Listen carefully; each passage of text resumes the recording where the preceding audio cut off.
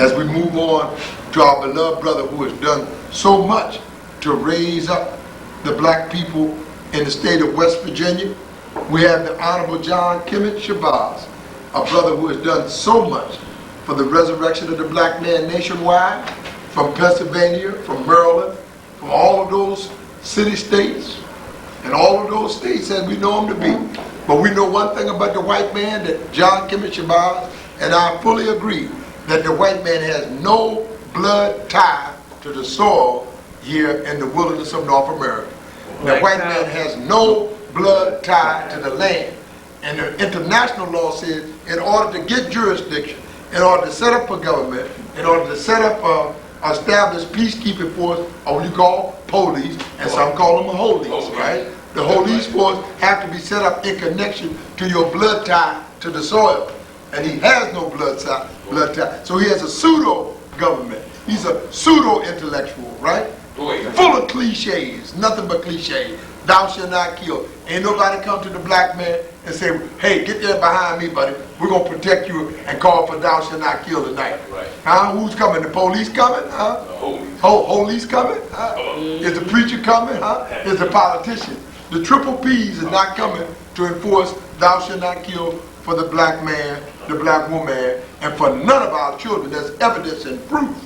And there's proof and evidence that no one will come. This is why we are the most informative radio talk show on the internet, because we're going to show you how to put protection on black people in self-defense. Huh? In self-defense, we'll bomb rush this cracker and take black, our social and political prisoners. That's right. And then in Vietnam and in Korea and in the Saudi and anywhere you went fighting throughout Desert Storm or no storm, they say, oh, you going to rebuild something, Halliburton? You going to rebuild something with the Bechtel Corporation? Oh, he said, no. The Kellogg Brown and Root Corporation? No. He said, you will first give us black, our political prisoners, and then maybe we can talk about rebuilding something, because we are not able to function without our social and political prisoners. They're taking the best of us in the form of the Imam, in the person of Imam Jamil Abdullah Alameen, got him locked down on the murder of a sheriff, and he never even touched the weapon that killed the sheriff. And the judge knows that, the jury knows that, and the pool. They just can't put it together, so they just indict him and give him life in the penitentiary because they suspected him of the murder. These crackers are crazy as hell. This nation, the United States, we proved Monday night, has been overrun by what we call degenerates, the degenerated form of a human being. The degenerates and the pedophiles have taken over in this land. That's right. And it's up to the righteous to come up and bring righteousness. You will make it great again, then get with the righteous black people, and we'll build the land in the right way. We'll build the government in the right way. And the white man has to look to us for his salvation. Black power? Black power. Black power. Black power. And a strong black military. We certainly are willing to black that call. With our lives, we will kill to black the call for what? For black power, for black revolution, and the cause of building our military. So we thank all of you, our field marshal, all of our sisters, John Kemet Shabazz, our youth minister, Brother Mo, and all for gathering here tonight. Our minister and our spiritual advisor, Pastor Wayne, was here earlier, and I meant to have him open with a word of prayer, but it took a while to get everything set with our board. So now that we're set with the board, we're going to bring on our brother if he's ready to go. We're going to sit and tell him he's going to operate from over there. He is a scholar. I'm going to turn and our brother. And if you got everything just like you wanted, we're going to bring on a brother from West Virginia who has really done more than most of us. In his short lifetime, he has done more than the ones that we have recognized. He's an unsung hero. He is a man that deserves our attention, and he is a scholar in his own right. He is also a man who has scholarships in journalism. He's an activist. He's a black revolutionary, and we just are so happy to have him with us tonight. And we want to present to you our beloved brother, the Honorable John Kemet Shabazz. Assalamu alaikum and black power. Black power. Black power. Yes, sir. Welcome our brother. Help us to receive our brother, John Kemet Shabazz. Assalamu alaikum. And black power. Black power. Black power. Black power. Black power. All praise to Allah. We're just so thankful. Peace and blessings to you, brothers and sisters here. I appreciate you all for allowing me to come and speak to you here at the Community Black Board. Also, I want to give thanks to my good brother Imam Akbar and the brothers and sisters in the new Black Panther Party. Yes, sir. This is my, well, first of all, I come a long way to be here with you. And I brought some good vibes with me. I see the brothers smiling. I want to make sure we get them good vibes. All right. Yes, sir. Wow. Yes, sir. So to start off, we want to give an ancestral call. And we want to call out the names of those brothers and sisters, those revolutionary brothers and sisters that came before us and made the way for us. So I'll call out the names. You give us a strong and mighty Ashe. All right. We first start out with that insurrectionist down in Southampton, Virginia. Nat Turner. Ashe. Harriet Tubman. Ashe. Frederick Douglass. Ashe. Ida B. Wells. Ashe. Mary McLeod Bethune. Ashe. Martin Luther King. Ashe. Kwame Ture. Ashe. Minister Malcolm X. Ashe. The Honorable Elijah Muhammad. Ashe. Marcus Garvey. Ashe. And Dr. Khalid Abdul-Muhammad. Ashe. Okay. I wanted to start out with that. I want to give you a brief summation real quickly of my history. And I got my notes with me, so just bear with me, okay? Yes, sir. Take your time, beloved. I was born in West Virginia, okay? Fairmont, West Virginia, north central West Virginia. In 1963, I was born. My grandparents, they got a position within the church. And we went from there to West Middlesex, Pennsylvania, which is about 14 miles outside of Youngstown, Ohio. And so I grew up in small town West Middlesex, Pennsylvania, until I was about 16 years old. Then we moved to a predominantly black area known as Farrell, Pennsylvania. And that's where I got my black culture. They helped me with my black culture at that time. And, however, let me go a little further here and give you my history. When I got about 16, I moved back to West Virginia, and I had difficulty. I was voted the most hated person by the white kids in my class because the culture that I had received while I was in Farrell, Pennsylvania was a strongly black culture. When I came to West Virginia, it was a bit of a culture shock at that particular time. My mother and my father were breaking up, and they were going through a divorce, and I found myself out in the street trying to make a name for myself. As I got out in the street, I found my father had already had a name, and he was known for carrying a gun, drinking his wine, and smacking women. I'm just gonna keep it real. My daddy's not here today, but I appreciate that, brother, because I believe he came out of that kind of behavior. Okay, but to go a little further, I'm in Fairmont, West Virginia. I go to school down there. This is like 8th grade, and I'm out in the streets trying to find my way. And what happens is I go back to Pennsylvania because there's no opportunity for me in Fairmont at that time.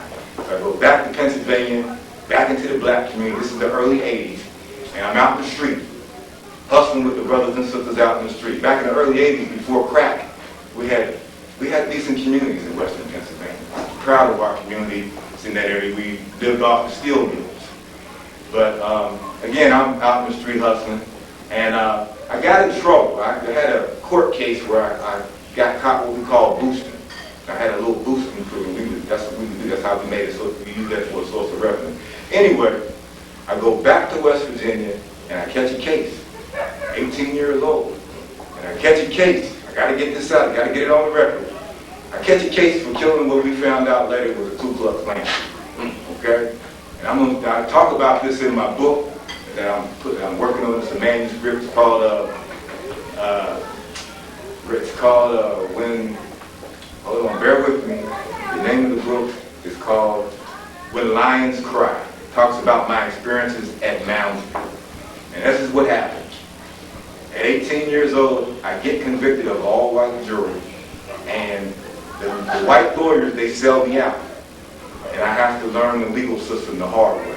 I get sentenced to life without mercy at the state's maximum security prison in Moundsville. The prosecutor walked around in the courtroom after they sentenced me with a hard on, saying, they're waiting on the court. That's what excuse me for the women that are up in there. I'm just keeping it real. And so I had to get myself together very quick. And I'm talking about this because it lays a little bit of the background in the brief summation.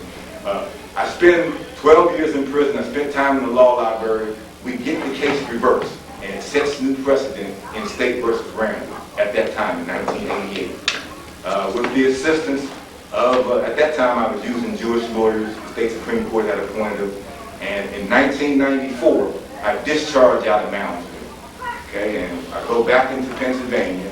But while I was in Moundsville, I had to do some work on myself. I had to educate myself, I got knowledge of self, and it was the brothers from the 5% nation of gods and earth that brought me the supreme wisdom, brought me knowledge of self. So I want to send a shout out to those brothers and sisters.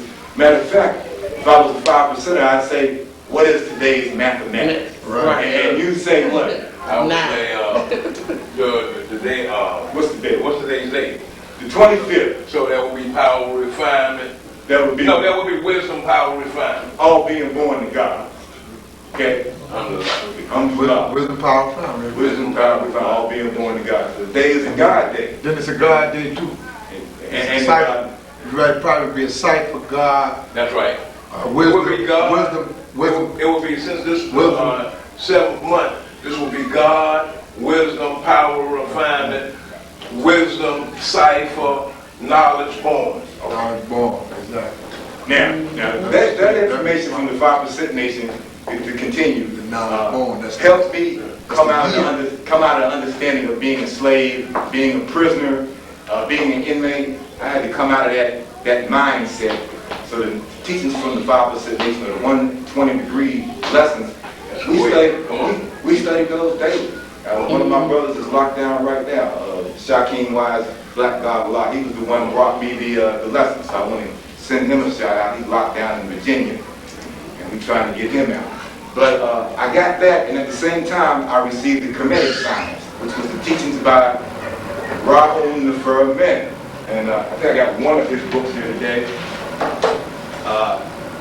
Maya, the 11 Laws of God. I ended up studying both at the same time, the 5% lessons as well as the Meta Neter. At that time, in the early 80s, I think Meta Neter at that time was out in a pamphlet form. But now today's day in the Kemetic science would be Maya and Tahuti. Okay, and every Thursday we do Maya and Tahuti. Maya and Tahuti, they have blue colors. Okay, we wear the colors. We recognize the number, we recognize the correspondences, and we look for those in our daily walk and our daily life. These are the things, really, believe it or not, that helped me when I was doing Life Without Mercy in the West Virginia Penitentiary at Moundsville. I could embrace my culture, learned about melanin, okay, something that I could use against white folks. Tell them, that as a child growing up, we learned that we were taught tricks or lies that our black skin was cursed. Come on. But now, once you get knowledge of self, you learn about melanin, you know that our black skin is a blessing. It's a blessing. That's So every right. chance after having that knowledge, every chance I got, I was telling white folks, can't go outside in the sun, it'll burn you up.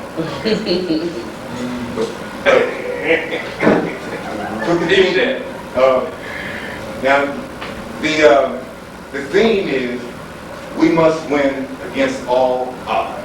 I want to thank Brother Akbar and the Community Black Bar once again for that theme.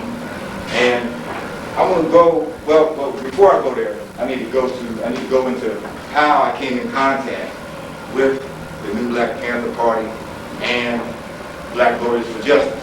Yes, sir. I first came in contact with them back in 2006. I was looking for an attorney to assist me with a wrongful arrest case. And I heard about a guy named Shabazz. So I was trying to get in contact with Attorney Malik, and somebody recommended that I get in contact with Brother Imam Akbar Bilal, who was the Chief of Justice at that time. Yes, sir. So I got in contact with Brother Imam Akbar. I was going through some changes at that time. I was breaking up with the children's mother. I had babies with her, and I was breaking up with her, and wasn't no cheese coming in. And I was about ready to do something drastic. Brother Akbar counseled me. He said, no, brother, I'm going to get out there and pound in pavement, and something will come up for you. And sudden vehicle. I ended up getting a job working at the local television station. As a result of that, brother was good counseling. So I'm always thankful for the good counseling of brother Akbar Bilal. I stayed there at the local television station for about 30 days, and what happened was they ran up on my past background. And they, as a pretext to get rid of me, they said I had an unpaid traffic ticket. But really, it was my past background because they had an actual tape of the event. Okay. So after about 40 days at the television station, I leave there. I end up getting another job working at WVU videotaping folks. Okay. But I go, Attorney Malik Shabazz calls me to Jamestown, May 2007. I go to Jamestown and I meet Black Lawyers for Justice and the Central Committee of the new Black Panther Party. At that time, Chairman Emeritus, Dr. Malik Shabazz, Chief of Staff Hashim Nzinga, and Minister of Justice Imam Akbar. Now, the shame on Jamestown had two phases to it. One was a town hall meeting at Norfolk, and another part was actual on the ground at Jamestown, low-flying military helicopters. We was out there protesting that event. I have all that on videotape because I brought my video camera in, so that's part of my video file. But that was my first time meeting them, and I went back to West Virginia to report to my brothers because I was doing a study group at West Virginia at that time with about 7 brothers. Locally, we would get together to study the Afrocentric teachings in one of the local housing developments. So I come back from Jamestown, share the information with them, and at that time, local brothers they looked at the Black Panther Party as being, they was afraid of it. I gotta be straight with them. They was afraid of it. They told me I was on some hate white. Okay, so at that particular time, I think that I was the only brother really repping the new Black Panther Party, and I wasn't repping it, but I was affiliated with it. Okay, so at that particular time, I told them, you guys can go ahead on to study group. I'm going to work for you all, and I'm going to work with the new Black Panther Party. So the new Black Panther Party contacts me again in October of 2007 because the Megan Williams hate crime had occurred. Yes, sir. And I had heard about it before Attorney Malik called me. Okay, I called down to Charleston to check. Charleston didn't want to do nothing about it. They told me she was out there having sex with that white boy. Leave that case alone. But Attorney Malik called me and let me know that the National was outraged as a result of what happened to Megan. The Megan Williams case was a case where a black woman had been kidnapped in Charleston and taken out to Logan County, tortured by 6 whites for 7 days, used as a sex slave.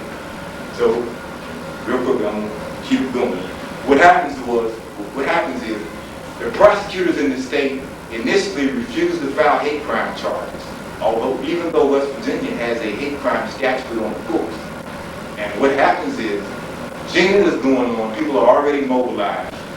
And because of the mobilization of what was going on in Gina, we're able to move the people in Gina to West Virginia, and we have a national march in Charleston, November 3rd, 2007. We also go out to Logan for a vigil. But it has a major impact. The prosecutor changes his position after we have this march in Charleston, about 1,200 people.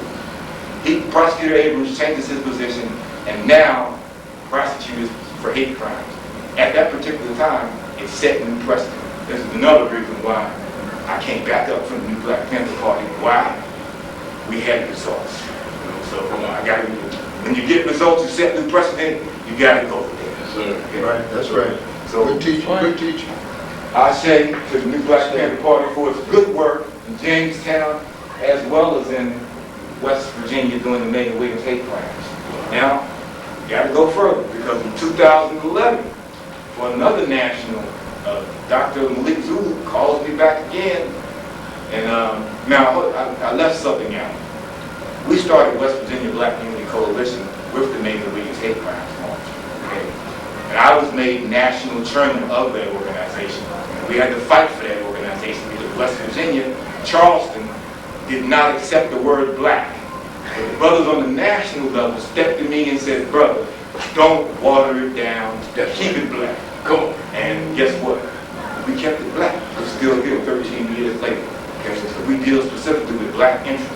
Okay, now I want to go in 2011. Dr. Malik called me in Morgantown. It was supposed to be in Morgantown, in Charleston, but it was just in Morgantown. We do the National March.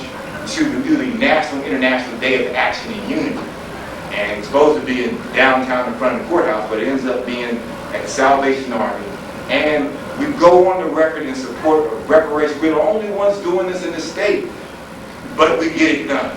We go on the record in support of reparations. We go on the record denouncing gentrification. I bring on my god sister, Sister LaWanna Logan. I make her chief of staff, a woman.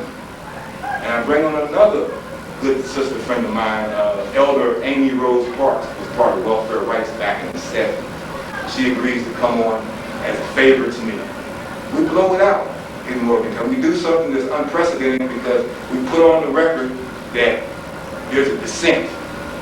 We want reparations. We just don't want the regular thing that you've been giving us. Also, we campaigned for a group called the Herbert Henderson Office of Minority Affairs. Up until that time, this is an office that would come out of the governor's office. I thought it was a good thing at that time. I've changed my position on that because the Herbert Henderson Office of Minority Affairs is an office that is set up out of the West Virginia governor's office, and it has not done for us what needs to be done. We need an organization specifically dedicated to black people. And the Herbert Henderson Office of Minority Affairs is minority, it's too broad. Okay, we need a specific focus. But we must win against all odds, and how are we going to win? In my view, I have jotted down some points here. First, we must properly define ourselves. Okay, now, what does it mean to properly define yourself? I see this brother got us a coordinate. Properly defining yourselves means dropping the names of those that were imposed upon us as a result of slavery and colonization. You heard Malcolm Little, who became Malcolm X. Yes, sir. Cassius Clay, who became Muhammad Ali. Teach that. John Randall III, that was me, who became John Kemet Shabazz L. Right. We have to consider dropping the names of those that were imposed upon us as a result of slavery and colonization. These are crimes, and the names of those people that owned our parents, we got to come out of here. And just changing the name, changing the name doesn't in of itself is not enough. So we have to take on a new mindset. Right. We also recommend, this is what I went through myself. I went through about 10 years of intense African-centered study. Before I changed my name. From 1994, I was in prison, but from 1994 up until 1984 up until 1994, I went through the intense study. I read Chancellor Williams' book, Destruction of Black Civilization, which had a huge impact on me because I didn't learn much about black civilization, and there wasn't much that white folks taught me in school to make me feel good about being black. Matter of fact, most of the information they gave us taught us that we were problems. Come on. And we had to be dealt with in a certain type of way. Stay in your place, stay in your lane if you want to get through this. Right. Chancellor Williams' book let me know that we had great civilizations in Africa. And no longer could the white boys walk around with an air of superiority. Every chance I got, I was taking information and whooping that ass. Come on. Teach. Go ahead. Okay? That's what I try to tell. See, everything is not hand to hand. This is mental out there. Go ahead. Get it right knowledge, you go ahead and take care of some good business. That's right. So that's why we think it's necessary for us to properly define ourselves. Self-determination. It's something that Malcolm talked about. He talked strongly about self-determination. Right. Number 2, after properly defining ourselves, we must properly define our enemies. Who is the enemy? In the nation of gods and earth, or the 5%ers, we learned what? They asked the question, who is the original man? The original man is? Black man. The Asian, now we had to say that verbatim. The original man is the Asiatic black man. The maker, Yes, sir. the owner, cream of the planet Earth, father of civilization, That's right. God of the universe. That's right. The second question, who is the colored man? The Flintstones. The colored man is the Caucasian white man. That's right. Listen. Yaku's grafted devils of the planet Right. Earth. Right. And now, let's go back on the enemy. Properly defining ourselves is so much, is so important, and properly defining our enemies is so important because Right. we go through their educational system. Come on. So what do you think they do? Miseducated. They miss it, that's right. They have us taking a friend for an enemy and an enemy for a friend. That's right. Yeah. Now, recently, I'm going to get this on the record. How you doing, sir? Recently, I interviewed a white woman, Mary Kay McFarland at WVU, because WVU, I'm putting this in here, but WVU contacted me as a result of our work in Blackunity Coalition. They contacted me and wanted to interview blacks that had went through the segregated school system in West Virginia. I had to weigh it out myself personally because I take issue with whites coming in and doing statistical evaluations, doing any type of evaluations on blacks. Okay? But this is what I did. I went and interviewed her and did a dissent interview. Let her know that there were black people that believed that black people should be collecting data on ourselves and it should not be white people doing it. Right. Okay, so that interview is recent and can be found out there. But that, for me, that was keeping it genuine, keeping it, establishing integrity to the extent where if white folks are going to come in and do work on our communities and they got the money to do it, we should at least put them on notice that you all shouldn't be doing it. We should be doing it on ourselves because you can't be trusted. Right. So I was able to do that. Okay. Yes, sir. Now, number 3, quickly, acquiring land. We must acquire land and grow our own food and develop an independent food chain. What happens is, if Walmart shut down, we're in trouble. Uh-oh. You know, and right. now there's some of my friends and brothers in West Virginia. We got all this country land. One of my good friends, he's growing a garden. He's showing black people to go back to the land and grow your gardens. Because I come up, my grandparents had gardens. Most of us, when we were young, our grandparents had gardens. On both sides, my grandparents had. But you know what? In the 60s and the 70s, we got hit with Burger King, McDonald's, and we seen all this stuff on TV. And what did we do? We gave up our gardens and went for fast food. But now we got diabetes, we got all these health care issues. So that brings me to number 5, which is my last point. We got to look at holistic health and wellness. While I was incarcerated in prison, I had been diagnosed with high blood pressure. And my teacher, my enlightener at that time, he also had been, they were diagnosing black men with high blood pressure. And they were putting us on medication. And they had me on medication. I made a decision at some point. I said, hold on, I'm not going to do this. I'm going to get off this medication, and I'm going to get me some literature. And that's what I did. I got off the medication. I started doing deep breathing exercises, changed my diet, and guess what? We brought the high blood pressure, put it in check. I haven't been on no medicine. How many years? 20, 25 years later, I'm not on medication. So oftentimes, we get these folks that want to put us on medication so they can make some money. That's right. Is that right? We got to shut them down from that. That's right. And we can shut them down by eating right, thinking right, and just living our lives right. Come on. Now, I brought a DVD with me, but Sister Johnny, has told me that that's not going to be able to play. So what I'm going to do is I'm going to share a little bit more, then be quiet and ask you if you guys have any questions for me. Okay.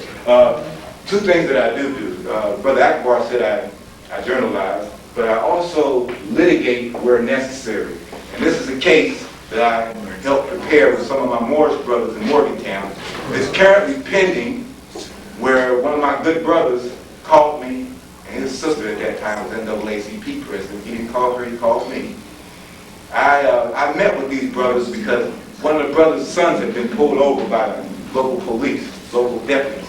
Okay. And they took his car, had his son on the side of the road. He was upset. The brothers showed up, and they released his son to him, but they called a tow truck company and took his car away from him.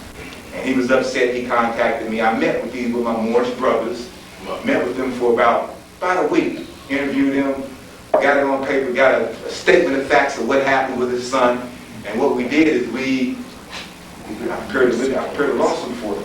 And that lawsuit is currently pending now. The name of that lawsuit is called Robinson versus Pentez. Okay? We need to be able to get justice on this because this is something that happens to us a lot of times. They come to snatch our property and use it as a source of revenue.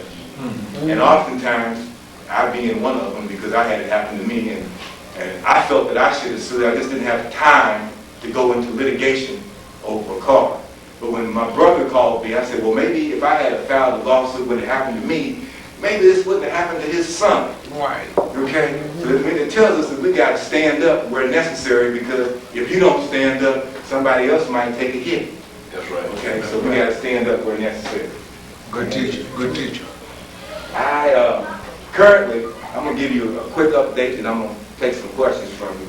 Currently, with West Virginia Black Unity Coalition, again, we've been around 13 years. Our chief of staff is LaWanna Logan, and she's not in the state now, she's out in Louisiana. But we administer Black Unity. We administer the Juneteenth. We just did that. And we had about 200-300 people at the Juneteenth, thanks to the good work of Sister LaWanna Logan. We are up for a tax-exempt status this year, and we're going to get there. Okay, and we're going to get there. And I tell the brothers and sisters here in D.C., come see us in Morgantown, West Virginia. You'll be safe. You'll be safe. The state is beautiful. Aside from its politics, it has an ancient history which includes black people. We was originally over here in D.C. Guess what? We was originally in West Virginia. In fact, in West Virginia, we had mound cities. You heard about mounds. So we know now that mounds were pyramids, and these were built by indigenous black people. That brother right there, he know about the Moor. Yes, sir. Islam. Yeah. In 1311, the Malian Moors had left ancient Mali and had been bringing boats and coming over here to what is now known as America. We had been coming over here before Columbus. Dr. Sotesis, the great Dr. Ivan Van Sertima. Right. Okay. And once you get a hold of some of his material, all the inferiority complex the white folks put on is going out the window. Yes, sir. Make sure you pass the information on to your sons and daughters, and that if you send them to the white folks at school, that you also have a library for them at home so you can give them African-centered education. Right. Yes, We must absolutely have it. You can't get black power on there. Black power. All right. Black power. Black power. My parents did that.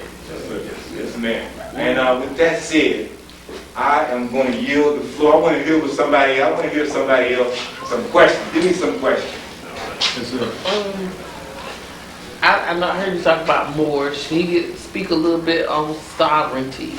Can you give us a little bit on just what it is, definition of it, and how can we apply it? That's a good question. Okay. That's a good question. How can we apply this sovereignty that we hear about so much, but we don't really know what it all entails? First, we have to learn that Black Law Dictionary. I'm going. That's the first book. Let me come in on this. Okay. I personally, I got my Moorish ID from a brother up in Steubenville, Ohio, back in 2009. And at that particular time, there was the issue. We were all listening to Shyam Liberator and what's the brother? Shyam Liberator and El Amir. They had the Aboriginal law firm. We were all studying the Moorish science, getting the information.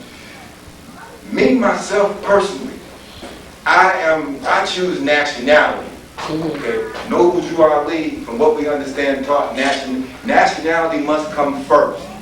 Right. Understanding the fact that we are an ancient people, an ancient nation, and we must build ourselves back into a nation.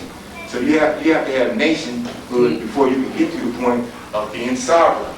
Now there are people that run around all the time calling themselves individual sovereign.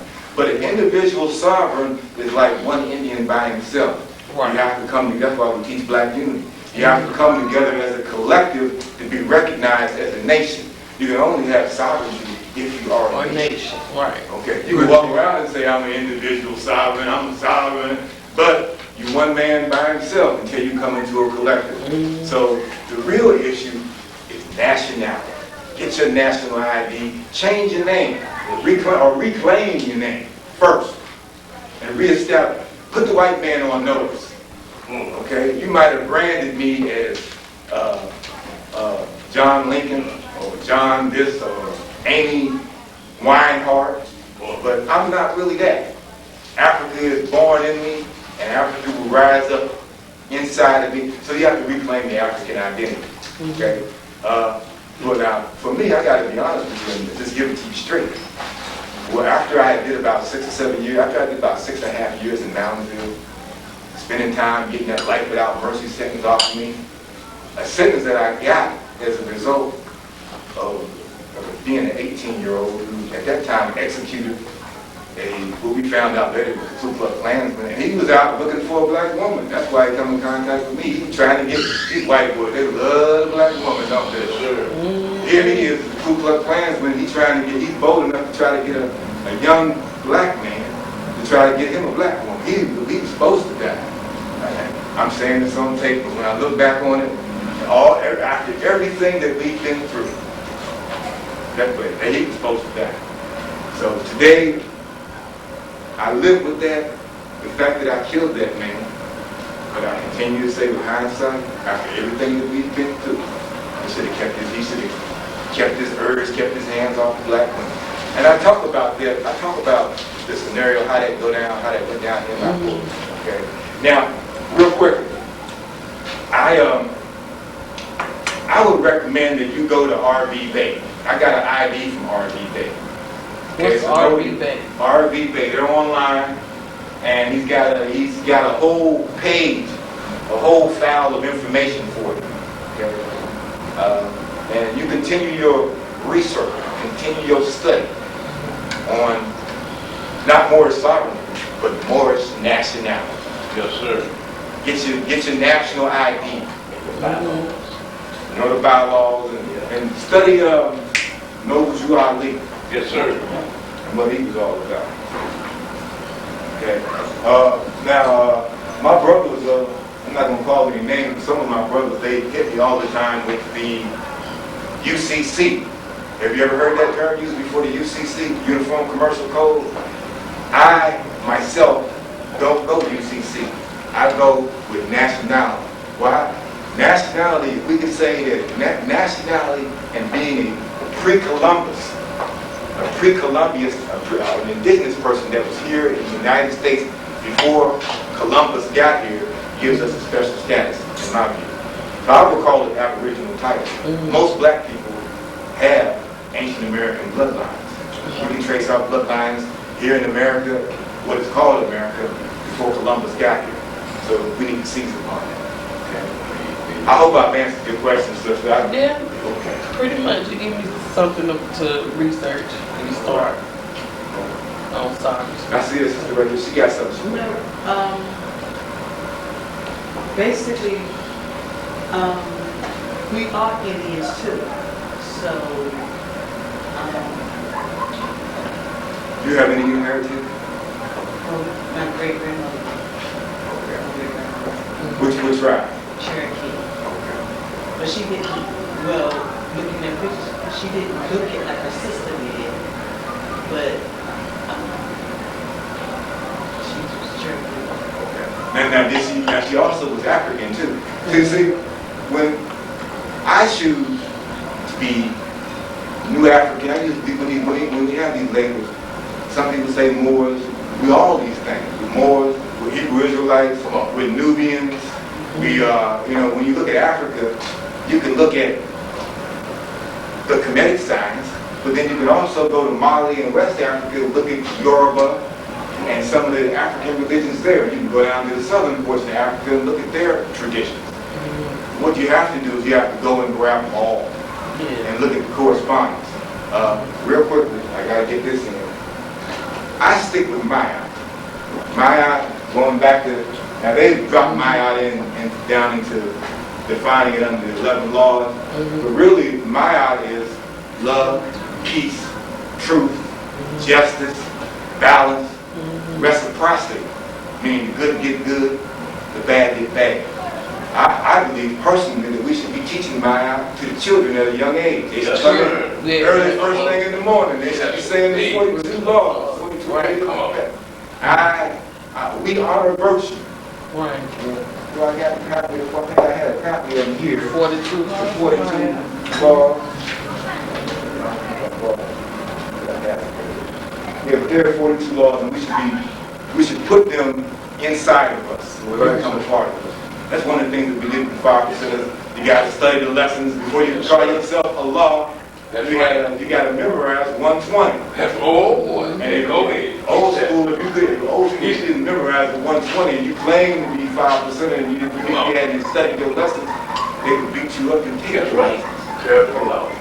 Luckily for me, by the time I come through, I'm a little bit older, so I ain't have to go to that type of chastisement. But I am going to turn this back over to our people, to my beloved brother. Yes, sir. Okay, Brother Akbar. Yes, sir. Bilal. Okay, well, I do have a question. What did you find, Brother John Kemet Shabazz, the challenges as you've gone through Pennsylvania, Maryland, D.C., what do you see as, and the concept came from fighting against all odds, and the ratios, maybe you can just give us a full count. I want you to have our audience here and those that may look at this tape to feel the challenge that he's up against when you are outnumbered and surrounded by the opposition, and you find a way to make it work. You find a way to win against outstanding odds of the opposition, against sometimes you as an individual, and other times when you're in a small group and you're trying to win against them who have a fixed government, or like I said, they already got their fix in downtown. You know. Truth. Truth. See, this is where it falls. If we go back and analyze it, the Macon Wiggins case really for me was a litmus test. Go ahead. Because it was a situation where we didn't have the support locally. Because Charleston was like, she shouldn't have been out there doing what she was doing with that white boy. So we had no support there. Right? The support came from the mobilization that was out in Zena. And we had a competent organization of organizers that was able to take the mobilization that was in Zena and bring it right to West Virginia. Where you had some of the strongest and the boldest that were committed and outraged and stuck to it. So the facts of the case, I got to get to the facts of the case in the Macon Wiggins case. Here was a case where they didn't want to prosecute a hate crime case, and it was a situation where they looked at the girl and said, they stabbed her and said, "This is what we do to niggas out here," and stabbed her. There was no way around that. But they did try to get around it, thanks to the good work, again, of the party, Black Warriors for Justice, Attorney Shabazz. We went to Logan County, went right in their doorstep, fearless. Now you can't go down there by yourself. Think about it. Okay? And I've done some stuff by myself. But you can't go down, you can't go up in Logan County by yourself talking about y'all ain't doing stuff right. But guess what? We went down there as a small collective. When we got there, Nation of Islam, Minister Farrakhan had sent his people, they was there. The minister from D.C., he had came. Brother Ashid Muhammad from Chicago, Brother Arf was there. The brothers and sisters from the National brought the law and made sure the law was taken, made sure the law was put down. So what happened was, as a result of truth and people standing on truth, Prosecutor Brian Abrams has to flip-flop. He has to switch up. In January, he decides to prosecute hate crimes. Okay? and it ends up being the first. So you asked me about it against overwhelming odds. They tried to derail the march, wouldn't give us a marching permit. Against overwhelming odds, that went down. So I say it can happen, but you must be organized, consistent, and you must have law and truth on your side. We were doing the right thing for Megan Williams, and what happened was, it was a situation where the mayor of Charleston had certain black people in his pocket. If they were leaders, they couldn't come in and participate and join in this march. So the march actually cut through and showed us who was really a leader and who was the white man's enemy. Okay? I'm just going to keep it real. Okay? And some of these people might see this video that I'm going to put out, but they know if they participated in the march or not. Attorney Malik already said at the Megan Williams National March that those who participated in the march was winners. I was at the march. Brother Akbar, you was there, wasn't you, brother? Yes, sir. I know you was there. Right there, Megan Williams. So all up and down West Virginia. So we was one of the winners that was there. Logan, West Virginia. Okay, we were going through the streets of Charleston. Yes, sir. Okay. But I just wanted to share that with you. And I'm any additional questions? Yes, sir. I noticed you said you're a fighter. I'm a freelance fighter myself. My question is, since we are classified as the lumpen proletariat class of society, and they want us to white down our manuscript, isn't it indubitably necessary that when we write, we go for the jugular the way we did? We're a lumpen proletariat class. That's a wonderful question. That's a question I'm dealing with. We're not a color. We ain't black. That's a color. You know. As a journalist, I'm dealing with that right now. I was telling you about the white woman I interviewed a couple of days ago. And she was a white journalist, and she told me that she tried to take her personal opinion out of journalism. And I had to step back and say to myself, okay, that's her perspective, man. But as a black man coming up in colonial society, coming up in white society, some of us have to determine whether or not we're going to be journalists or propagandists. Because the odds are against us. We have to be a little bit more. Right. We just can't be journalists. Right. No. We got to wrap the movement up in our storytelling. When we tell our story should be working to inspire and free us from this condition. Got to go for the jungle. Got to go, like the man said. We got to, and guess what? Yes, sir. I'm tuning myself up to be able to tell our story, and I want to work with brothers like yourself that know how to get out there and tell our story to our people. Because other people are getting paid money to go interview us and tell our story. And we got to shut that down. Yes, sir, and do it. And I'll be on the job in West Virginia, but I want to know that you're on the job here in D.C. I just left West Virginia, Big Stone Gap. Okay, we're in what county is that? Wally World, where the Hatfields and the McCoys are, Lee County, Shabazz County. You seen that movie? Have you seen that movie, Wrong Turn? It's a horror movie. Guess what? Those people, that family, one of the COs in Wallace Ridge and Red Onion was kin to them, and one of their inmates was his cousin. That's what you show Black Power. That's what I met the family. So you know about Wrong Turn. Today, I'm here to tell you in 2019. Know where you're going in West Virginia. And have gas. Have gas. Be careful where you're going in West Virginia. All right. Now, however, while I'm telling you, be careful where you're going. West Virginia belongs to us. Yeah. Okay? It's your territory. However, don't let them get you out where you make a wrong turn and you get out where they got the superior numbers against you. Megan Williams, a little girl, 6-on-1. There was another case, I got to talk about them all, because that was just one hate crime. J.R. Warner, which is the case that led to West Virginia Code 61-621. He, on July 4th, 2 white boys killed him.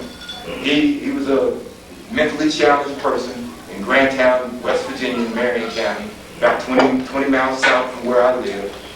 He was doing drugs and having sex with white folks. And they took advantage of that, killed him,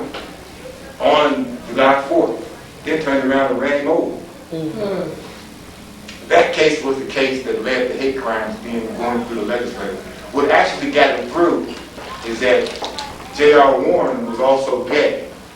Okay, so he was out there having homosexual sex with these folks, right? And because of it, you know, I was kind of like, oh man, it's not one of the best cases, but that's the case that leads to the hate crimes going through the legislature in West Virginia. If it don't be for that case, when the Major Wiggins case pops up, we don't have no precedent. Come on. So I had a good friend that spent time out in the rain in that case. When the prosecutors refused to prosecute hate crimes, my friend, Eddie White, marched in front of the courthouse with a sign by himself until other black people lost their fear and joined on in support. So I'm sharing these things with you. One other case, another hate crimes case I got to talk about, and there's two more. Two black men in the lower portion of the state were shot and killed after they had purchased some land outside of Huntington. Shot and killed by a black man, shooting by a white man. Go ahead. And he shot and killed them. It appears that he shot and killed them because his sister had sold the land to them, and he did not want to have any blacks moving into this neighborhood, on this land.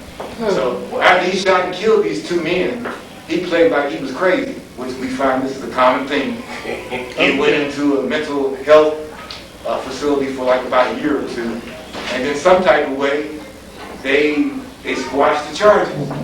His family was afraid that, and we had the new Black Panther Party lined up because I had been given that case at the sign. So I went in and talked to this family, right? This family was afraid to actually fight back because they were concerned about losing their status among the white people because the whites have so much power and control in West Virginia. One was, I might lose my job.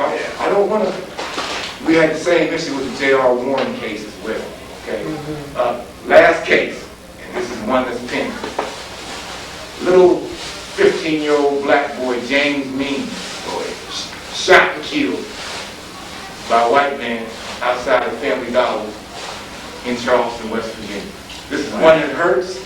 This is one that we are still dealing with right now. The person that killed that boy has not been prosecuted, and they played like they was crazy. Okay, they went into a mental facility for a period of time, and so they had to be made sane again. But they have not prosecuted. I'm putting it on the record. We must demand prosecution for that offense, because from what the police know what happened. For what I understand, the white boy seen the young brother with a BB gun. He had a little BB gun pistol. He tells him, he says, that little BB gun is going to get you killed. Right. And he turns around and shoots him. And he turns around and claims self-defense. That he thought the BB gun was a real gun. Yeah. But he knew it was a BB gun, and he uses it as a pretext to shoot and kill this young black boy. And there are reports that the black child was shot in the back. So he can't escape this one. So I'm letting you all, I'm getting a little angry about this, but this one, when you start shooting and killing children, this is one that we should be upset about. Okay? So, Charleston, West Virginia, if you see this, and I'm going to send it to you, get on that case down there in Charleston, the James Means case. James Means. Y'all hear that? James Means case. Yes. One more thing. I was just looking at another clip on YouTube where Brother Imam, Akbar, Shay, and Malik Zulu Shabazz up the street around here on the Eastern Road, Master's goons, sent his goons out here to harass these local youngsters out there, but the youngsters was warriors. You see, their best warriors this planet seen, but they in the wrong war sometimes, they war with each other. But this time, they went across them house Negro goons. Remember the big buff one with the orange tennis shoes on? And then the youngsters would put the cameras in the face. So speaking like Peter, cussing out, Peter cussing in the Bible. So they were telling police, carry your ass, we minding our business, we ain't doing nothing. Right. You see? So one of them, the crackhead, he makes a mistake and slapped the phone out of the boy's hand. A little while later, Malik Zulu fast, and the man was right there in the spot. I saw it last night, just a night ago. Put them in jail. And they said, we're going to, and what was that police, the chief, 6th district? Okay. Y'all say you want to He got to turn him his resignation. Yes, sir. Yeah, that crap was on TV today. I was telling Mama about it. Well, what was his name? Chief, you know what I'm talking about? 6 different. Juma said that this posting, this chief of police cannot, he don't have his animal, his dogs in control. Right. You see? And these old big old buff niggas is coming out the same shit he did over here for the slave master. Doing his bidding for Yeah. against his own people. Yeah, all that for matter. You know, he the big man. He just a shit stain from the drawers of like this on. Right. And as a matter of fact, I did see that video. Yeah. And I'm watching it made me feel good to be able to see the brother stand strong and be able to respond to the black people being terrorized. Yes, sir. I was happy. I want to also state that the Ku Klux Klan is a domestic terrorist organization. Any white rights organization, to me, has a history in domestic terrorism. So I want to be able to state that on the record. Yes, sir. We know that we know that, ironically, we know that the Honorable Marcus Garvey met with the Ku Klux Klan. I have to do some additional study on that, see where that goes and see what that means. Okay, I think Mr. Garvey was criticized for that, right? Yes, sir. Okay, but if you're a man of the people, you should be able to sit down with anybody. right, Period. right. I'm with that. Yes. This is another guy that was on. He sat down with the Imperial Wizard, and the Imperial Wizard actually told his Ku Klux Klan followers. He said, "I got more respect for that black man than I do you white niggas." All his own people niggas because him and this man sat there and they dialogue, they discussed. Right. But they had respect for each other's rights to their belief. Right. So this guy planned that even invited the black man to his house. Right. Of course, he went to his house first and all this first, but eventually he invited him to a Klan meeting. It's on YouTube. You know, I went to a Ku Klux Klan meeting. Like that. I had a friend of mine, I'm gonna call his name out in Farrell, Pennsylvania. He was a former police officer, security guard. When I say friend, I've been knowing him most of my life. Brian Saunders. He actually went to Mercer and dealt with the Ku Klux Klan. When they was out there having their rally by himself. Me, myself, personally, outside of the fact that I had the case when I was 18 years old, right? I ain't never really had no direct contact with him, and I'm not really trying to. However, I do believe that we should protect and defend our people, right? Okay, so if they show up and they mess with us, we got to be able to respond. That's right. We Harm yourself or harm yourself. More often than not, let me tell you this. One of my heroes is Jack Johnson. Okay, The boxer. okay, the boxer Jack Johnson. I mean, he was messing around with white women, but in front of him. But outside of that, Jack Johnson was a bad boy. Okay, he knew the average white man couldn't whoop him. The average two white man trying to double team him couldn't whoop him. Come on. But he knew that. And he got paid. He got paid. He gave him the ring and he beat him down. Did he not beat him down? Yes, sir. Okay. And went where he wanted, when he wanted. Went where, that's right. That's the end. That's the energy that Jack Johnson is carrying. Okay? And what you have is warriors respect warriors. Right. Okay? That's the way it's supposed to be. Soldiers respect soldiers. That's right. Absolutely.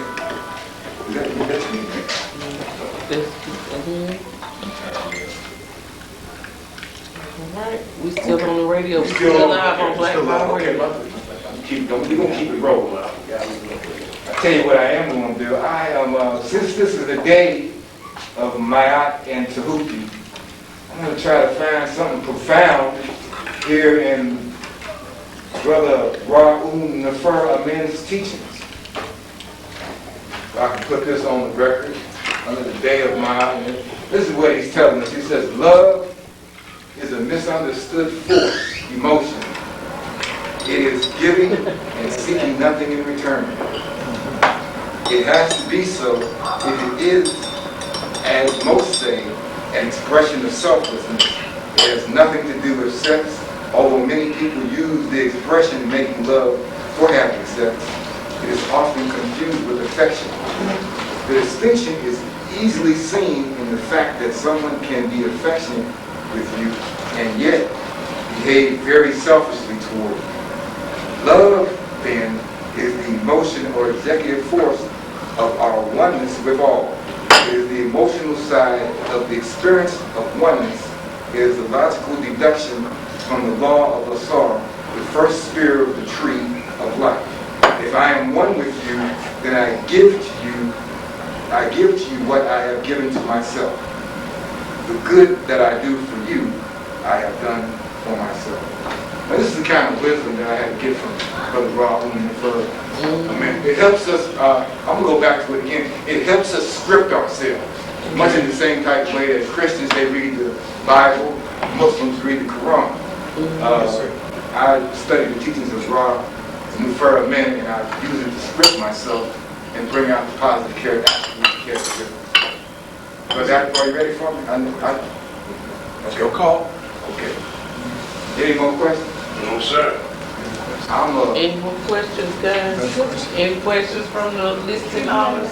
Oh, yeah, we have to get published. No?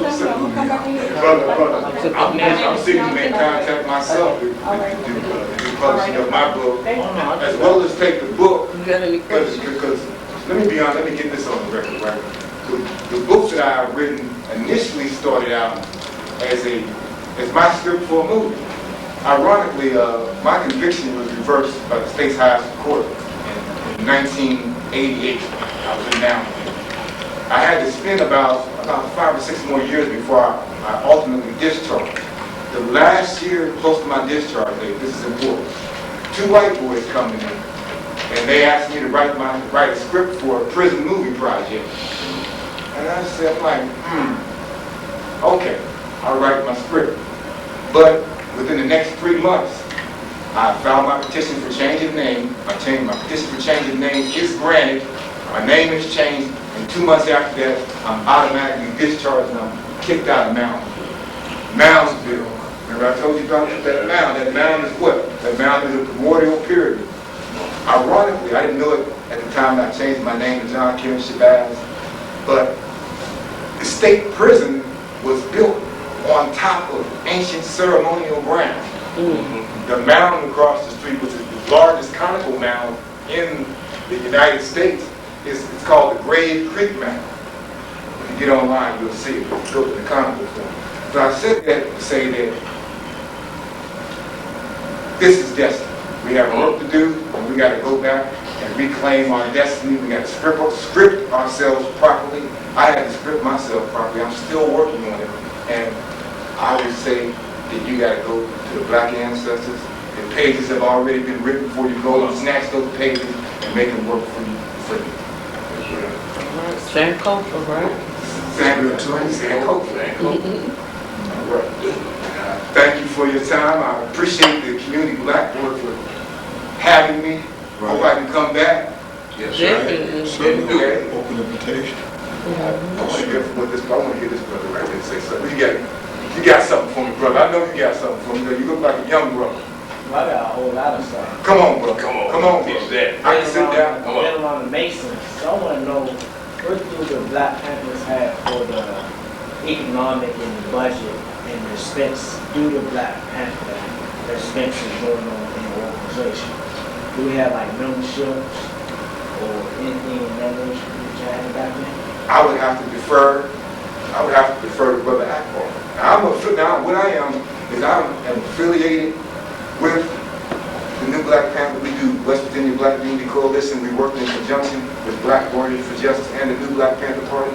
But I am involved with the Black Power movement. Okay.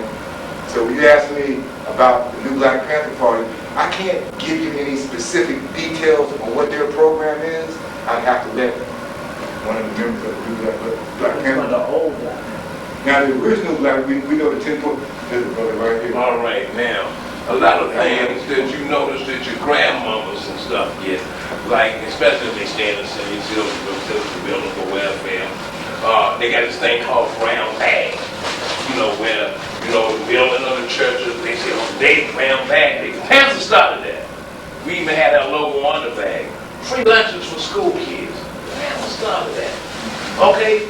We're loyal. A lot of guys that were Crips and Bloods and even 5%ers. right?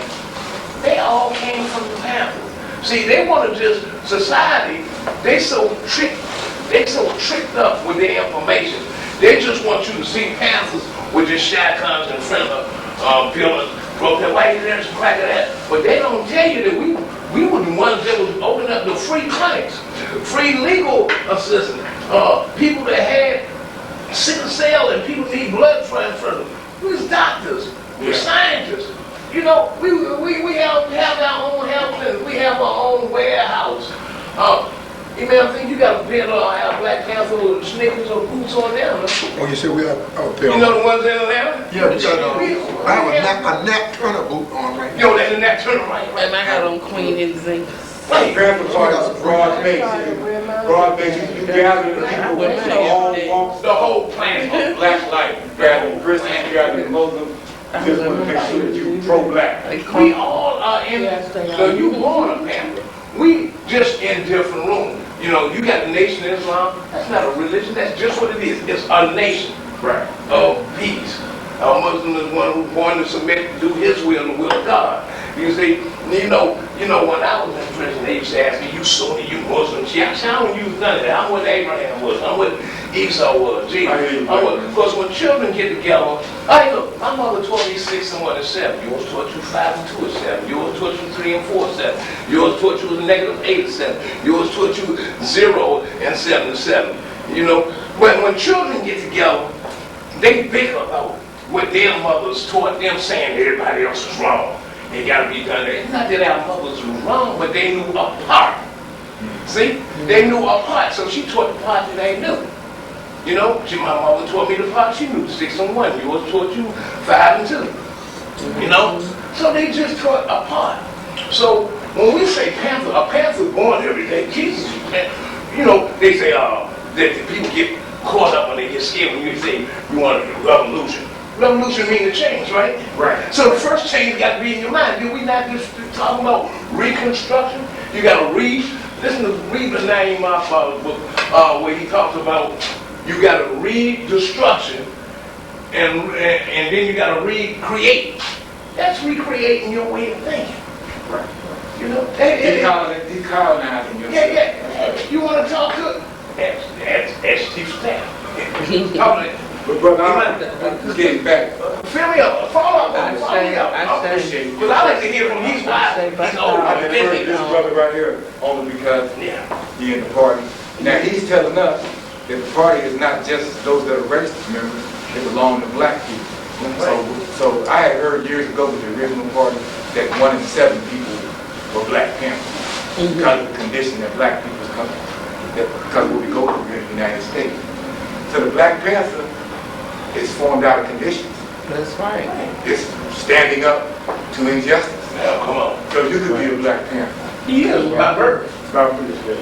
He's just a new Black Panther, but we got a new light that we follow. I appreciate you for that broad definition. I had to, We got to go.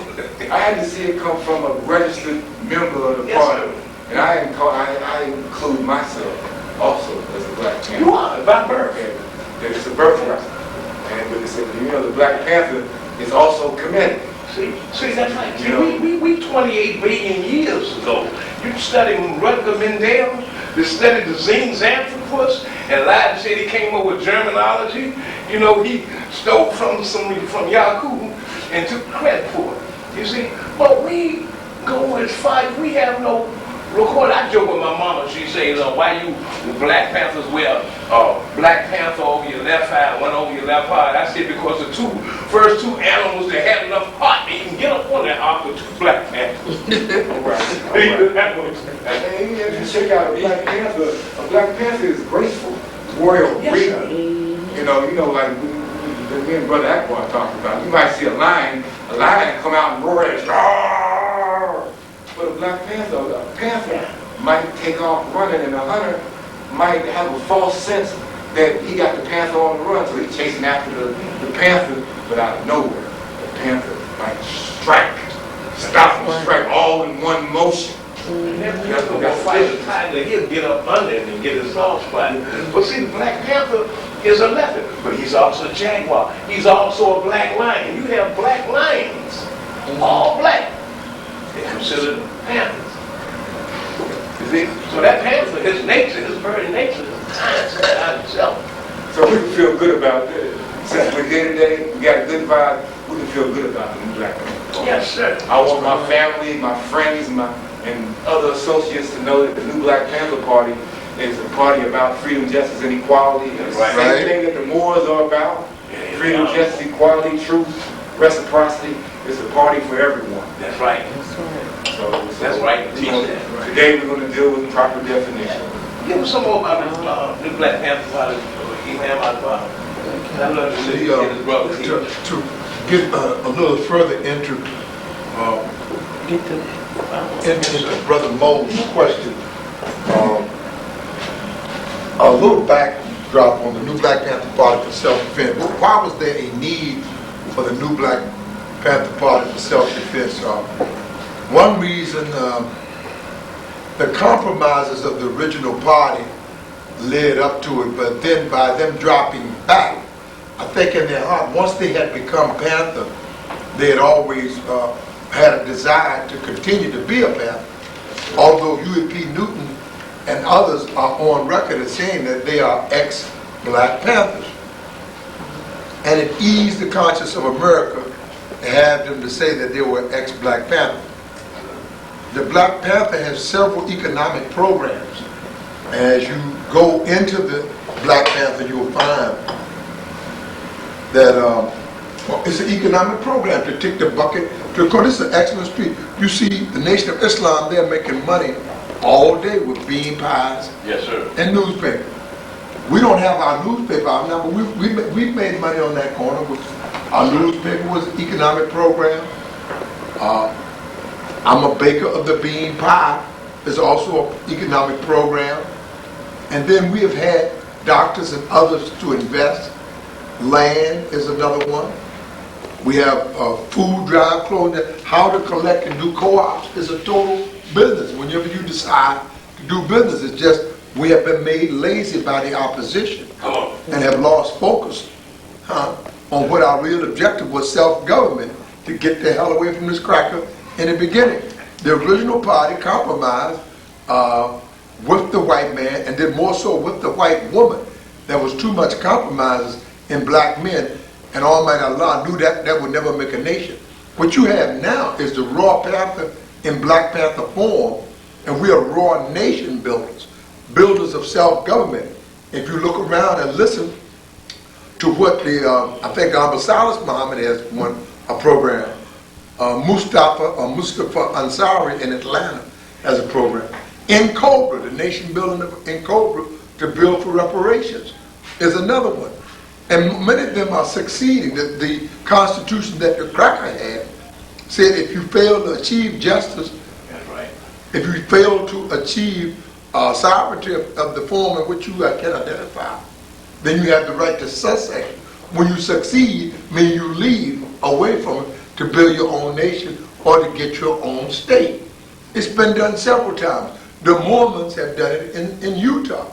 It's just we don't think enough of each other. We have been exposed to the white man so long that we don't think enough of each other that we can all right here get together and succeed and build a nation or a state of our own, like the Mormons did. So the whole full intention was self-government. So there's another program. That's economic development. When you go self-government, you have to put money. You could go around and get money to put and to build your nation. But we don't believe in ourselves enough. Our esteem level has been lowered so low, like to the snake's belly. One Panther called been made lower than the snake's belly.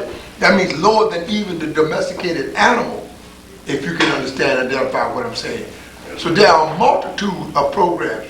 You are a economic program in yourself when you know yourself, when you're taught the knowledge of yourself. But it's what for damn to you, as Dr. Frederick Douglass said, until you use it against the opposition. We don't go to incorporate with the white man. We come for a nation of our own. Frederick Douglass told you a nation of your own. He said they're your own self-government. Go ahead. He didn't tell you go get the cracker off of him, the government. Your constitution, that's your shit. That's right. Let's come on here and get with the black law is in direct conflict with white law. The black law uproots and it overturns white law. The black law now becomes the law because it is the original law of the original man and the original people. And that is natural, that's natural law. It is unnatural to tell a man you can't read because you're black. It's unnatural to tell a man you can't vote because you're black. Anybody who do that could never, a great nation can never lay claim to a great nation if you've never done anything like that. And then all the crackers signed on and endorsed it, right? They co-signed. No cracker stood up and said, no, let the black man vote. And no cracker stood up and said, hey, let the black man read. They were afraid for their life, is that right? They had no courage. This cracker been a coward a long time. He didn't just get a coward lately. He was a coward before he came. That's why he came with an unfair trade, buy-selling trade deal.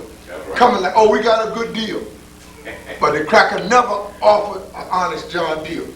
But here's a chance for you to go free for yourself. But we have been made so lazy that we won't even stand up for our own self-government. That's right.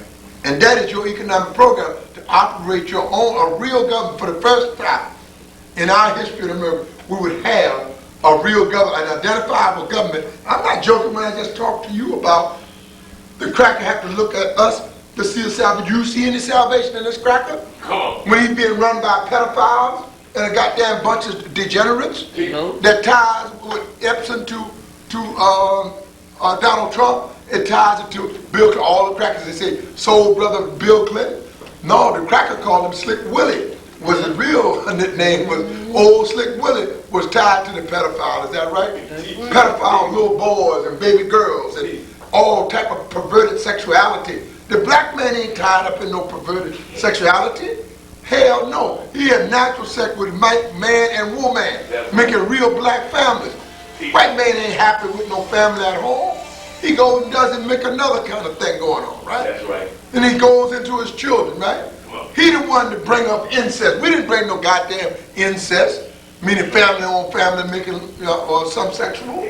That's crazy as hell. And the black man followed right along. Prolonged exposure to the white man. Now you find the white call them the practicing sexuality. The butlers down here practicing perverted sexuality with your family members. And you hang around there so long, all of a sudden the wife, the man that left the cave so long, wife at home playing with the dog. Come on. Playing sexuality, playing sex games with a goddamn dog. We on the Dino. That's how we're exposure to the white man for a prolonged period of time, right? Through the environmental influences will cause you to change your human behavior. Am I right? Black power? Yeah, Black power. power. Black power. Black power. Black power. I'm not an accidental chief of staff here. All right. I am walking magnet for knowledge, but you have to dig into me to bring it out, right? Go ahead. To bring it. This is useful. The president, this man's confused as hell. Can't even tie. You listen to him. This man can't even tie his own shoelaces when it comes to politics. This government rolls right out of my tongue just like it's naturally rolling out of here. Yes, sir. And if you took that advice, it would set us all free. Come on. But goddamn it, you don't want to free because you don't want to be free. You don't want to get free because the Malcolm X taught you about white's disease. You think you can't even tie your own goddamn shoelaces Go ahead. without the white man. You can't go down and make your own contract for government without your own what? Without the old white man hanging around. Reverend Emma couldn't even deal drugs with an old perverted white woman, huh? And an old no good wooden tooth, rotten tooth mama, huh? Two white women turned out the biggest drug dealer in D.C. Is that right? That's right. That was an economic program too. Yep. Look, I can't fault you for dealing drugs to get out of economic deprivation. I ain't mad at you because you dealt some drugs. The white man had bought it. The black man didn't produce no drugs on 14th Street on Martin Luther King. The black man didn't bring no gun up on 14th Street. The white man is the man with the guns and the drugs. And then make it like he reverses the polarity on the psychology and then blame the victim. Say the black man fault he got. For instance, the black market itself. The Chinaman and the Arab get together and bring out the knockoff, the black market knockoff. Yeah. I mean, you want a polo shirt? I got a polo shirt. Yeah, cracker say you want a Rolex watch? Hey, I got a Rolex watch, right? And then the black man takes that underground from a place like New York or Philly, and goes to the market to say get a whole carload of knockoff, and he outsell it. they were busting. The cracker never said where you got the knockoff. It's here's a Negro selling knockoffs. That might be the only way he could find to feed his family, right? He was given an avenue. He said, I don't want to deal drugs. I'm going to take these, what you call wholesale products. Is that right? What you call it in the neighborhood? Some wholesale polo. You got a big old horse on it. Polo teeny horse. He got a big horse bigger than his shirt. horse galloping over. You could ride that motherfucker. Is that right? Big old horse on his chest. And he riding down the street there, right? And he got all that. And the white man come along, see him, spot him. He's making 1-2 sales. And then they take all his inventory. And said, there's the Negro selling knockoff. Now the cracker might be shy, he's sharp enough. He know where the Negro got them knockoff. Go ahead. Right down here on the street, right? Come on. We were on Florida Avenue, get some knockoff. You can go get a jewelry and a stamp, put 14 karat, have slum for the dumb and serve, That's right? right. And get paid in full, right? So he know where he got them goddamn knockoff, but he will blame you, have you in court, right? With a charge for selling knockoff. And never ask you one question about where you got that from, huh? That's right. Just charge you the Negro is selling knockoff. He won't label, so he labeled you the black, what did he call it? The black market, is that right? This crap. Yes, Well, I'm telling you, this government just rolls right off my brain, just as smooth on it. Because of my experience and knowledge to try to raise you as a nation. Because the cracker is an expert on blaming you as a victim, huh? Go ahead. And then he got Negroes over here trained. When I went to Tulsa, Oklahoma, huh? And they leveled the place, and on record, he said, but off record, it might have been 1,000 more, huh? They leveled and murdered these black people when they leveled Wall Street. And they said Negroes out there with the crackers celebrating, huh? And saying that Negro didn't really need all this. That's the economic program to bring back Wall Street in Tulsa, Oklahoma. God damn it, it's called what? Greenwood, Archer, and Pine, right? That's what the Gap Band, the GAP, Gap Band, and Charlie Wilson, that's where it comes from. Okay. Which is not, you always got freedom in your hand, but it's only freedom when you use it against your opposition. Am I right or wrong? Black power? Black power. Black power. Black power. So the white man will blame you. He will say, you said the Negro down there got the polo shirt. The Negro down there got Rolex watches. Is that right? That's right. Huh? Knock off Rolex watch, huh? And blame you for it all the way, 100%, and never care. He took you drugs from you, huh?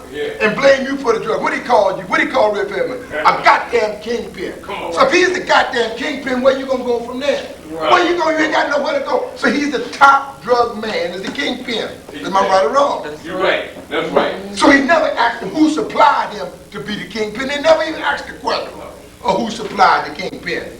But they've been used to trapping you with the ignorance, trapping you with the foolishness, and then you have been conditioned to go along with it. So they ride in the cab with the white man. They'll co-sign on to the white man's theory. Say, oh, that nigga's a kingpin, huh? They gave him so many times he made the newspaper. And that Negro was a kingpin. He didn't even have a quarter of the drugs of his supplier. But he's a kingpin. Got 2 nickel bags, a Lexus, and a townhouse, and he's a goddamn kingpin. The stupidity that we accept, and Negroes run around and they go, oh, so-and-so's a kingpin. Oh, so-and-so, he deals Rolex watches, or he's the knockoff king. He's the black market man, is that right? And he have a reputation, he barely got $20,000 in access to it. The kingpin, the real kingpin, got millions and millions, up to billions of dollars, right? You down there playing around with your $20,000 account, your Lexus, your Cadillac, or your Mercedes, or whatever you riding in, right? Because you look like a king compared to everybody else around there. Black power? Black power. Black power, huh? He look like he's the leader of the gang. Look like he's the drug lord, huh? And then when they go after the drug lord, they find old drug czar. So y'all know about that? Old drug czar. They made Brown, they made the guy, the kingpin of all the detectives of all time. The black guy made him the czar, the drug czar. And he got 2 or 3 over the years under Reagan, under Bush, under Clinton and Carter. All of them had a drug czar and they track you down. All the drugs that they brought in, that the U.S. government brought in under Oliver North. Am I right or wrong? Contrary and trade for drugs. But they call you, he got triple your drugs on one scale, but they call you the kingpin, and he's just a guy who slipped on when he was sowing his oats. Is that right? Go ahead. This cracker's got plenty of tricks for you. But you are just here to sharpen your mind to the tricks that have been played on you. And then you will clearly see your economic program. It's to fight for black government, black self-government. That's the way out, brother. Since you want the way out of this hell, Black Power, yes, sir. Akbar, I do have a question, Brother Akbar. Yes, sir. I seen where you had visited one of the older black communities in Virginia. When you Yes, talk sir. about self-government, Yes, sir. please talk about the community of Pocahontas. Is that the name Yes, of sir. it? Oh, I got several there, yes, sir. Let's talk about Yes, some of those yes, black sir. All praise communities. to Allah. There's several things that we clearly identify with Nat Turner and the revolt. It's not a Nat Turner rebellion, but it is a revolt against white nationalism. It's a revolt against white nationalism is Nat Turner. And when you look at Pocahontas, okay, the Pocahontas Island is where the first freedom for black people.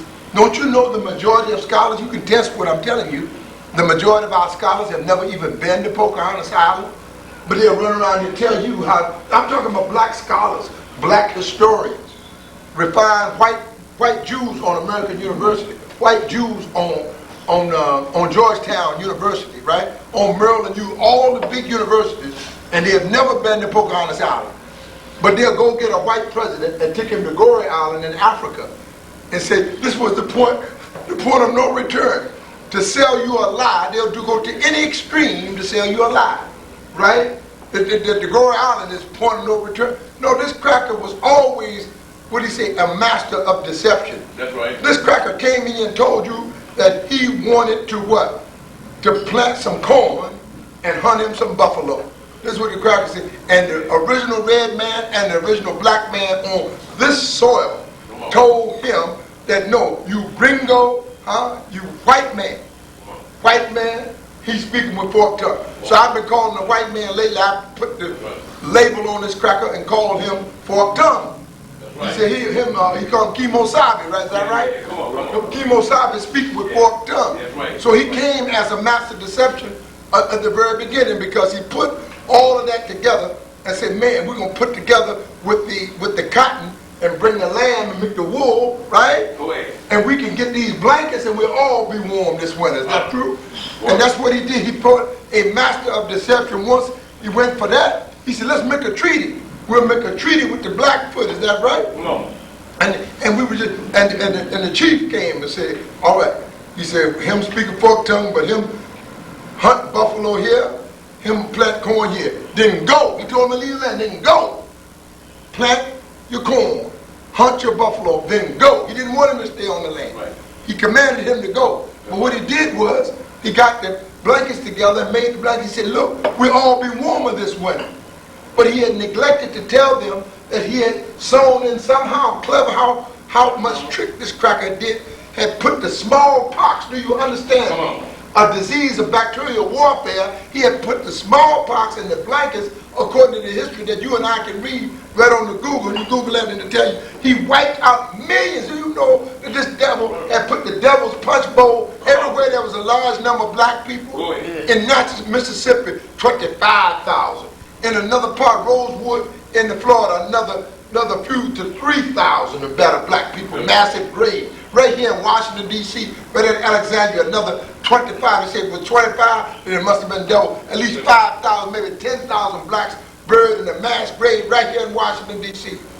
And the white man wants you to go along with his scheme. Yeah. That's a pile of tricks, He will get you to go along with this scheme, to endorse. Black man, the only advice I have for you, stop co-signing. Stop signing on to the white man. Sign on to your own black government, and those are the keys to your freedom.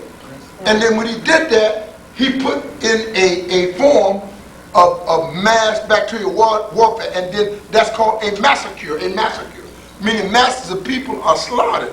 Masses, specifically, masses of black people were slaughtered by the white man through his tricks. Come on. And he'll stand back and laugh and say, look at all those people dying over there. What happened? He'll act surprised as though he's never done anything. Because he was the originator of the bacterial warfare. He is the originator of Ebola virus. He is the originator of syphilis, gonorrhea, and many multitudes of diseases, AIDS, and names of more diseases. All that different types of cancer, crazy stuff is tied to the white man clearly through the history. If you really read the history, especially the medical history, the black man had none of those diseases before he associated with the white. Black power? Black power. Black power. Black power. Now that's black power. When you get the hell away from him and his disease. And that's what I'm saying, that he's plotting and scheming all the time to give you the bacterial warfare and kill you. The white man has 3 moves. 1, to set you up. That's his first move. Right. Number 2, to take what you have. Go ahead. Take your gold, diamond, silver, mineral resources, and natural resources. And then they come for your human resource. He come to kill you on number 3. To take what you have, take your possession, and he claim your possession as his possession, right? Yes, sir. And then he come to kill you on the 3rd round. Go ahead. He gives you 3 rounds. He got a 3-piece that's out of sight. Is that right? He hit it with the 3-piece, and it's all over except the counting. Is that right? He know you ain't gonna get up from that. When he put that smallpox on your ass, do you think you're gonna get up? But 99.9%, maybe survive. Elijah Muhammad said, all but a few. Is that right? Brother, all but a few. Black power. Black Power. I got a follow up now. Now, how many? What percentage of black people do we have at Pocahontas? At the city of Pocahontas? Still at Pocahontas. How many do we have? There's a very few black people live on Pocahontas Island itself. There's only a handful of black people that actually live there. Yeah. And You got a Benz down here? yes, ma'am. Yes, ma'am. Could you please close it? I have one of y'all please close it. So thank you so much. So on that strength, that thing will open up automatically. On its own. On its own. Yes, it will. I don't know what triggers it, but some time mechanism, but it pops up. Somebody might hit something. And no, it'll open on its own with nobody texting. But on that strength, this is where we are, beloved brothers and sisters, that we've come to the point where we have to separate ourselves from the white man. I'm giving you the proof and evidences. And still, even after this, they will play this tape back and still be loving the white man. Still want to marry the white man. Yes, ma'am. What would you recommend for black people to start their own government? Yes, ma'am. That we get together and write our own charter. In fact, we're doing it now. We're starting this week, I believe, on the 1st of August, the first Thursday in August. We want to go over to, I think, Euclid, the attorney Malik Zulu Shabazz. We're starting with a city council, a black city council. It's not of Washington, D.C., but a black city council to write the legislation that you're talking about. That's how you start your government, by writing a charter, or what the white man wrote a constitution, and then a declaration, a bill of rights. Yeah. So we would write similar documents that we would post those documents in the United Nations and the world government and move away from where we know is a danger for black men. We're moving ourselves out of danger. Yes. The 5 principles, at least I think they call the freedom of press, the freedom of speech, the freedom of religion, and the free from any forms of slavery, to exonerate ourselves from any form of enslavement. And this is what we're talking about, those 4 basic freedoms. So you're saying that they're going to start working on that at the... No, we've already started. When we were in Chicago, we had a charter. We merged in with the Honorable Salas Muhammad. We merged in with the Honorable Mustafa Ansari. There are human rights and in Cobra and Nation of Islam brothers already working with us on this. We're working in cooperation with many other organizations that not only desire to be free, but we're taking our freedom. That's the key. That's right. And your answer to your question is to take your goddamn freedom and take government in your hands. When they say we the people, we are the government. Government is in you more than in the white man. Yeah. Because the white man does not have government in himself. He claims it, he loves to claim. The white man is full of 100% cliches. Yeah. Certainly inalienable right. What the hell is an inalienable right? What does that mean? Why you write a long document of inalienable rights, but don't mean not one syllable of that? Why preach and teach on patriotism when you really don't give a damn about patriotism? All Donald Trump and his network want to do is grab her by the pussy, grab this thing here and do this, that, there. He doesn't give a damn about no sacred principles of no patriotism. This cracker doesn't give a damn about anything that's called a real constitution. He doesn't relate to that. He just knows it sounds noble. What am I talking right, Mo? It sounds noble on a sound bite. It sounds noble on a track that you play back. Is that right? That's what he's talking about. He's not talking about doing anything towards you in government. He's not talking about incorporating all the people, as he said the Constitution, supposed to got all the people together. When you really read the document, that shit reads perfectly. But who is going to enact that? Who's going to enforce the Declaration? Who's going to enforce the Constitution? that the cracker swears on, and he goes into office as a congressman, as a senator, as a president. They have never even in any intention of enforcing inalienable rights, and especially concerning black people. You got to be a certain kind of cracker to get inalienable rights around here, huh? Because all crackers don't get it. Is that right? If you trailer trash, you will never get a constitutional right around here. You'll never get an inalienable right around here if you come from a certain background. Like the Chinese could never get that here. You see what I'm saying? He's telling me something, you all right with me. He'll put up, look at it downtown Chinatown. We put $1 million, I personally put paint on it. $1 million worth of paint on a goddamn sign to say that this Chinatown and China economics. But this cracker doesn't give a damn about that China. When Bush came in off, what did he do? Bush shot the Chinese pilot right out the sky. Had no probable cause at all, right? Yeah, go ahead. And the Chinese said, hey, you have to apologize for that shit. Bush said, he was so goddamn arrogant. He said, I ain't apologizing for that shit. You'll throw another one out there, I'll shoot that motherfucker down. That really was his attitude and how he carried it. He said, hey, Coleman, he said, hey, boy, go down there and tell him apologize. Now here it is, he's sending a superior man, an inferior man, right? Inferior equipped intellectually, politically, or militarily.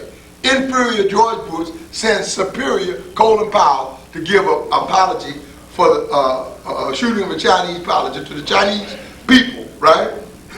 and correct the records. And here it is. George Bush was definitely inferior. He was a first-class crash dummy. And Trump is worse than him when it comes to intellectually figuring out and managing politics. Trump is worse. He's a nightmare to Bush. Trust me when I tell you. He's a stumbling, fumbling idiot. But he makes it appear that this guy's sharp because he got a lot of money around him. It makes him look like he ain't sharp. White privilege. You gonna trust your kids leaving there with Trump? For him to grab him by the pussy one night? Oh no. I don't trust him. He's a pedophile. He's been, man, don't you know a whole year before they put Epstein out there, there's a woman over here in Falls Church that told me Epstein was going to come and he was going to expose Bush and expose Clinton and Trump would be exposed. I got political fortune tellers all over the country that tell me about, they update me every day on this stuff. You can get a second class a Facebook expert and you read all this shit before it happens. If you just surfing the goddamn net and run into this information, is that right? Go down to the goddamn bar, the pool hall, and run into this information, right? Come and sit over at the dentist and run into this information. I don't give a damn if we meet in the underpass or meet under the goddamn oak tree. If this information is valid and we can use it, this is government right here. When you use it. That's right. Against the opposition. This is when you get your facts straight. That's when you got government. And then when you organize in the structure of your own inertia or what you call your own volition, right? This is where the screw up is, that they have violated the volition of we the people, which Trump, this guy that we went to his house, Mitch McConnell's house, yes, sir. He was guilty of what? Of malfeasance by abandoning. And I want you to be careful on this. When you abandon the volition or the will of we the people, you're a criminal neglect charge is malfeasance and violating the will of the people. Two things you can't play around with is the will of the Almighty God who originated the heavens and earth and the volition, the will of we the people. Both of them will get you crushed. There's an old movie where a white man went in and violated these Mexicans and kept violating these Mexicans. And one day they trapped the gringo, huh? Come on. And it was a long line township. And everybody in that town got to put a lick on this no good gringo, is that right? Come on. I mean, they beat that devil, he was blood. And every time he caught a breath, boom, they hit him again. And catch a breath, boom, they hit him. Some smacked, some just came smack the piss out of him. Other hit him with I think he's gonna knock his head off his body. And he's running around and they hit him again and they hit him again. That's the type of punishment that you put on a man that violates the volition, or a woman that violates the volition of we the people. Right. You put the punishment, you leave it to we the people to exert the punishment. He's guilty of something that he should be openly and publicly punished. Instead of just hanging that no good bastard or electrocuting that no good bastard Everybody gets a lick, huh? And some of them might have a little brass knuckle on it when they hit him. Is that, this my man's an expert with them brass knuckles, is that right? And hit him with something he could feel. And then he will know the severity of the penalty in which he will incur. He knows the severity of his violation.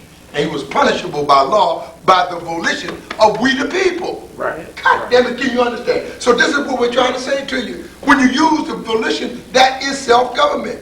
When you can go, when we got our own Justice Department, Panther had his own Justice Department, and we can go out there and do what? We got warrants for certain crackers around here. Right. Like Mr. McConnell. And another one we got down at Cochran, this guy, which was Donald Reed Cochran, wanted for rape and sexual assault down south. Hiding around. In Oklahoma. And then there's another one called, I can't call him right now. Drew Edmondson. Old Drew Edmondson, old wooden tooth Drew Edmondson was the cracker that set up a massive cover-up. See, every time a cracker do something like McCullough, the massive cover-up on the death of Michael Brown. Right. There's a lot of Donald, what is his name? Reed Cochran. Donald Reed Cochran. There's another one, Oliver North, is guilty on the cover-up. They charged him and then they exonerated him, right? Yes, sir. Guilty as he could, he got duffel bags. They said that Oliver North would bring so many duffel bags of coke and heroin or whatever he had in that bag. Right. It was drugs being bought in America with Oliver North, right? Mm-hmm. Then it was a governor in Virginia, am I right or wrong, named Chuck Ryle. I think he was a Texas boy, became the governor in Virginia, huh? And they said Chuck Ryle would snort up all that Ollie could bring in. Huh? Mm-hmm. Now we know. Then you look it on the river. You don't have to go far to find these motherfuckers. On Peter J. McCormick's property. This is McCormick Spices live on George Washington property. Right. The Levi Strauss gene live on that property, all up and down the Potomac River. And that's where they bring some of those drugs, large amounts of drugs, undetected, into the Washington metropolitan area. And they saturate the Washington metropolitan area. Down there, Sonny Jurgensen, all of these names. What is this guy, the guy, Riggins, old Riggins, all the guys live up and down.